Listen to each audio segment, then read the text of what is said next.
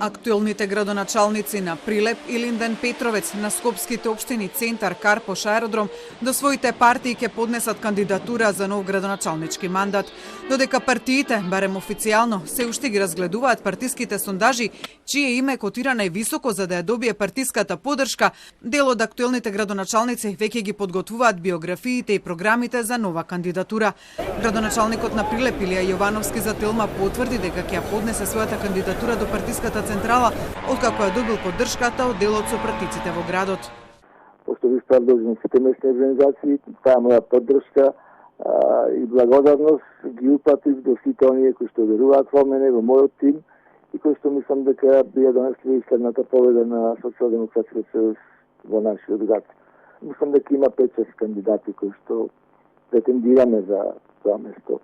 Јас се надевам дека јас ќе добијам повторно мандатот да бидам кандидат од Социјалдемократскиот сојуз во нашиот град. Доколку очекувате да заврши процедурата партиската за кандидатура? Па мислам дека не е многу, 10 дена до 2 недели отприлика, најмногу би било тоа отприлика. Поддршката од повеќе местни одбори на СДСМ е причината и за нова кандидатура на градоначалникот на општина Центар Саша Богдановиќ, што тој ја потврди за Телма, а потврда дека од партијата ќе бара нов 4-годишен мандат стигне од градоначалникот на Аеродром Златко Марин. Тој најави дека до 5 јули треба да ја поднесе официјално кандидатурата до СДСМ, зашто како што вели ќе се трка со уште неколку своји сопартици. И Стефан Богоев од општина Карпош ќе ја бара поддршката од СДСМ за нов мандат. Уште има време, но предложен сум од членството. И дел од градоначалниците од редовите на ВМРО ДПМН најави дека ќе ја бараат партиската поддршка за нов мандат. Градоначалникот на Илинден Жика Стојановски за Телма потврди дека донел лична одлука да се кандидира за нов мандат, но доколку не добие поддршка од ВМРО ДПМН, тогаш ќе одлучи дали ќе истапи како независен кандидат.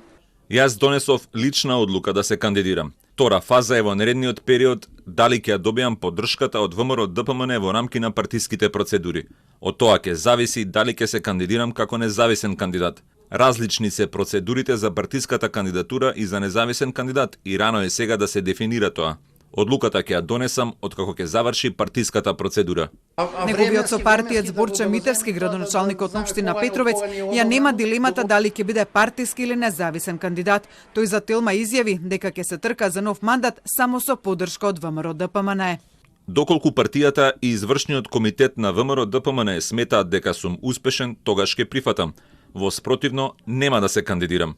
И градоначалникот на Кавадарци Митко Јанчев, кој на претходните локални избори победи со гласовите на ВМРО ДПМН, во пресрет на локалните избори сега најави дека ќе се кандидира и оти ќе ја бара поддршката од партијата, но од ВМРО ДПМН не сакаа да ја коментираат најавата дека тој ќе ја бара нивната поддршка. Јанчев во изминатите 4 години имаше несогласување со раководството на партијата, пошто нивните релации се заладија.